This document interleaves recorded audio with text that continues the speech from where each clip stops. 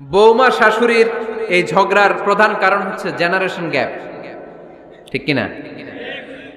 শাশুড়ি এক জেনারেশনের আর বৌমা আরেক জেনারেশনের। শাশুড়ি ভাবে একরকম, বৌমা ভাবে আরেক রকম। শাশুড়ি চায় বউর উপর খবরদারি করতে, বউ চায় শাশুড়ির উপর খবরদারি করতে। এই ডমিনেটিং এর কারণে কিলাকিলি আছে না নাই? আহা, এটা ঠিক না। আমার শাশুড়ি মায়েরা যারা আছেন, প্রথমে শাশুড়ি দিয়ে শুরু করি। আমার মাইকের আওয়াজ যে ঘরগুলাতে যায়, আমার শাশুড়ি মাদেরকে বলবো, বউদের উপর অত্যাচার করবেন না। ছেলেরে প্রশ্ন করে, তোর কাছে তোর বউ বড় না আমি বড়? আছে না নাই? এটা একটা প্রশ্ন হইল। তোর বউ বড় না আমি বড়? দুইজনেই বড়। তো এক ছেলে সুন্দর উত্তর দিছে, আমার কাছে ভালো লাগছে উত্তরটা শুনে। এক মা প্রশ্ন করছে, তোর এতদিন আমি লালন পালন করে বড় করলাম, জীবন যৌবন তোর জন্য শেষ করলাম, আজকে বউ পাইয়া বউ তোর আপন হয়ে গেল? এবার ছেলে উত্তর দিছে, মা, আমার মুখ থেকে মা ডাক শোনার জন্য তুমি কি কষ্টটাই না করছো জীবনে। 10 মাস আমারে পেটে ধারণ করলা, খাইতে পারো নাই, বমি করছো, খালি ওষুধ খাইছো, তোমার পেট কেটে আমারে বের করা হয়েছে, 2 বছর আমারে দুধ খাওয়াইছো, পেশাব পায়খানা পরিষ্কার করেছো। বয়স যখন 3-4 তখন তোমার আমি মা ডাকছি, এই মা ডাকটা শোনার জন্য তুমি এত কষ্ট করছো। আর আরেকবারের মাইয়া এই ঘরে আইসাই তোমার মা ডাকা শুরু করছে। যেই মেয়েটা তোমারে মা ডাকে সে আমার আপন হবে না কেন মা? ঠিক কিনা? এই মা ডাক শোনার জন্য তুমি এত কষ্ট করলা, আমার লালন পালন করলা, 10 মাস পেটে ধরলা, পেশাব পায়খানা পরিষ্কার করলা, এরপরে মা ডাক শুনতে পারছো। আর আরেকবারের মেয়ে জানা নাই চিনা নাই এসেই তোমার ডাকা শুরু করছে মা। তো যে আমার মারে মা ডাকে তার স্থান তো আমার কলিজায়, ঠিক কিনা? শাশুড়ি আম্মারা যারা আছেন, প্লিজ বৌমাদেরকে কষ্ট দিয়েন না।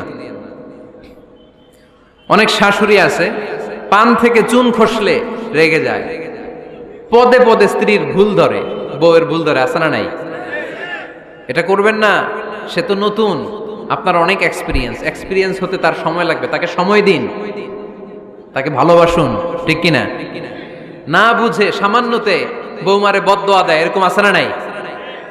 কিন্তু বুঝতে চায় না, বৌমারে যদি বদদোয়া দেয় তাহলে তার নিজ ছেলের পরিবারের ক্ষতি, পেটে ধরা যে ছেলে, ছেলের পরিবারের কিন্তু ক্ষতি, তার আপন নাতি নাতনিদেরই ক্ষতি। আওয়াজ করে বলেন ঠিক কিনা?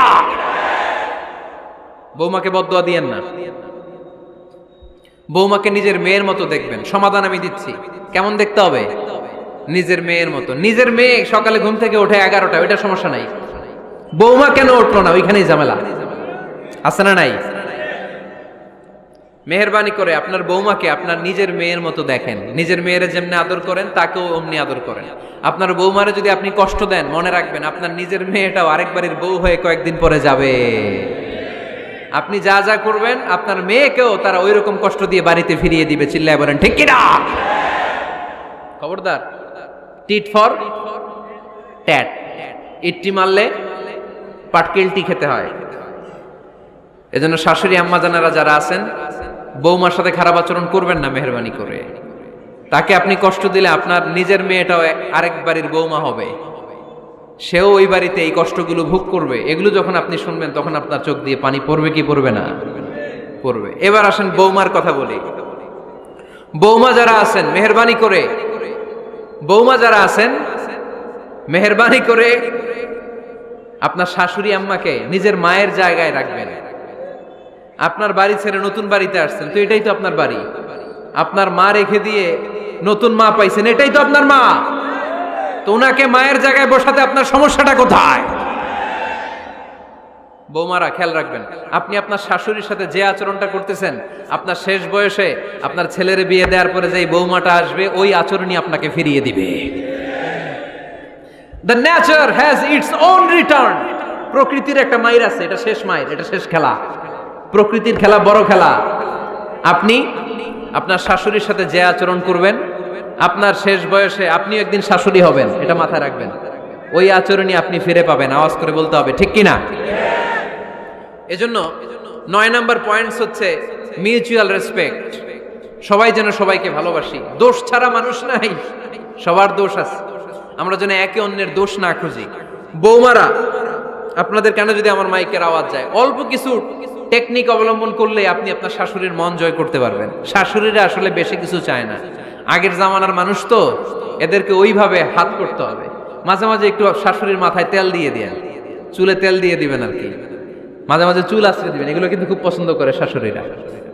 ওনার প্রেশারটা একটু মেপে দিবেন, ডায়াবেটিক্সের ওষুধটা খাইলো কিনা সময় মতো খোঁজ নিবেন, কি পছন্দ করে খেতে একটু রান্না করে দিবেন।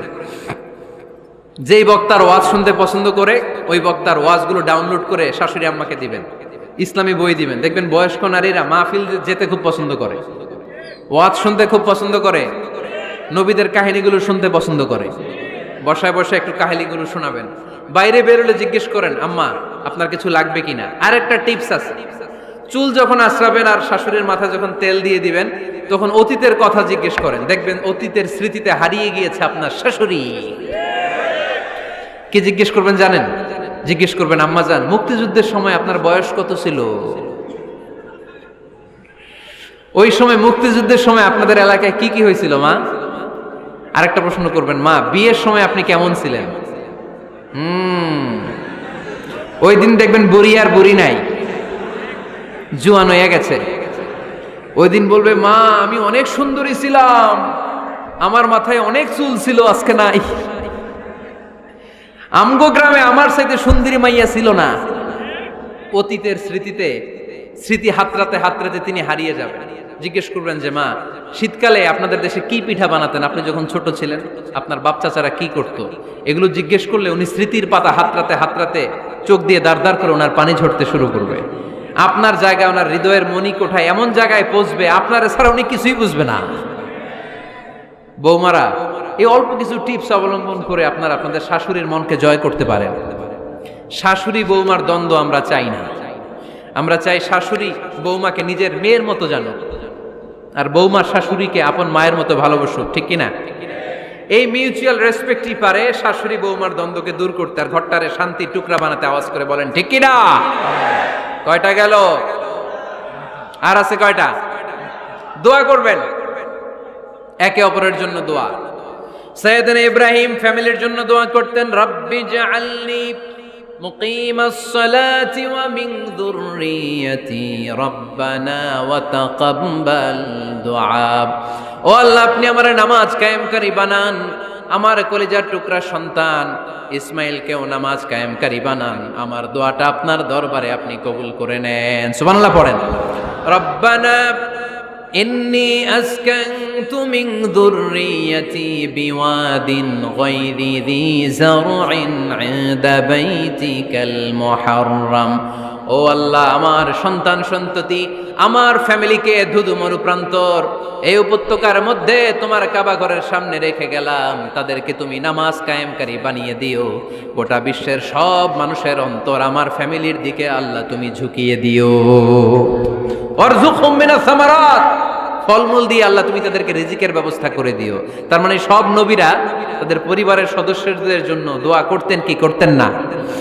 আবার কোরআন আমাদেরকে শিখালো, রব্বানা হাব লানা মিন আজওয়াজিনা ওয়া মিন যুররিয়াতিনা কুররাতা আ'য়ুন ওয়াজআলনা লিল মুত্তাকিনা ইমামা। ও আল্লাহ, এমন নেককার সন্তান, এমন নেককার স্ত্রী আপনি আমাকে দান করেন যাদের দিকে তাকালে আমার চোখ দুইটা ঠান্ডা হয়ে যায়। চক্ষু শীতলকারী স্ত্রী দেন। বিয়ে যাদের হয় নাই, ইয়াং ছেলেরা এই দোয়াটা করবা। বিয়ের জন্য দোয়ার দরকার আছে না নাই? প্রতিদিন এই দোয়া করবা, আল্লাহ এমন স্ত্রী দেন, এমন জীবন সঙ্গিনী আপনি আমাকে দেন, এমন লাইফ পার্টনার দেন যার দিকে তাকালে আমার চোখ জুড়িয়ে যায়। এমন সন্তান আল্লাহ আপনি আমার ফ্যামিলিতে দেন যাদের দিকে তাকালে আমার চোখ দুইটা ঠান্ডা হয়ে যায়। নেককার সন্তান, নেককার স্ত্রী আল্লাহর কাছে দোয়া করে চেয়ে নিতে হয়।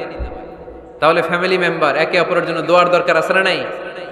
বাবা দোয়া করবে ছেলের জন্য, ছেলে করবে বাবার জন্য, মা দোয়া করবে মেয়ের জন্য, মেয়ে করবে মায়ের জন্য, ভাই করবে বোনের জন্য, বোন করবে ভাইয়ের জন্য। দোয়ার দরকার আছে না নাই? দোয়া করবেন সবাই সবার জন্য। এই যে কোরআনের বঙ্গানুবাদ পাওয়া যায় না এখন, কথা বলেন। স্মার্টফোন আছে কার কার দেখি? হ্যাঁ, কারা কারা স্মার্ট দেখি? হাজার হাজার স্মার্ট, মাশাআল্লাহ। এই স্মার্টফোনের ভেতরে আল কোরআন নামে বাংলায় কোরআনের একটা অ্যাপস পাওয়া যায়। কথা বলেন, পাওয়া যায় কি যায় না? আজকে থেকে এই অ্যাপসটা ডাউনলোড করে প্রতিদিন 1 আয়াত 2 আয়াত 3 আয়াত করে পড়া শুরু করে দেন। বাঁচতে হলে পড়তে হবে, বাঁচতে হলে জানতে হবে, ঠিক কি না? এই স্লোগান আমাদেরকে শিখায়। এই স্লোগান তো আল্লাহ, এই স্লোগান দিয়েই তো আল্লাহ কোরআন শুরু করছে। ইকরা বিসমি রাব্বিকাল্লাযী খালাক। বাঁচতে হলে জানতে হবে, বাঁচতে হলে পড়তে হবে, পড়ার কোনো বিকল্প নাই। আওয়াজ করে বলেন ঠিক কি না?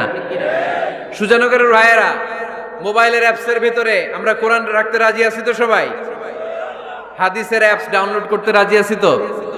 বাস রাজি আছি, ডাউনলোড করে রাইখা দেবো, আর কেউ পড়বো না নাকি? হ্যাঁ, প্রতিদিন একটা আয়াত হলেও যেন আমরা পড়ি। আল্লাহ যা বলা দরকার সব বলে দিয়ে গেছে, নতুন করে আর কিছু বলবে না। আমরা যেন পড়াশোনা করি, আমরা যেন একটা পাঠাগার বানাই। আবারও কখনো আসার সুযোগ হইলে আমি জিজ্ঞেস করবো, যদি আমার মনে থাকে, যে আপনাদের পাঠাগার আছে কার কার ঘরে। সেদিন সবার হাত তুলতে হবে। এমনি পারা যাবে তো? আল্লাহ তুমি তৌফিক দাও।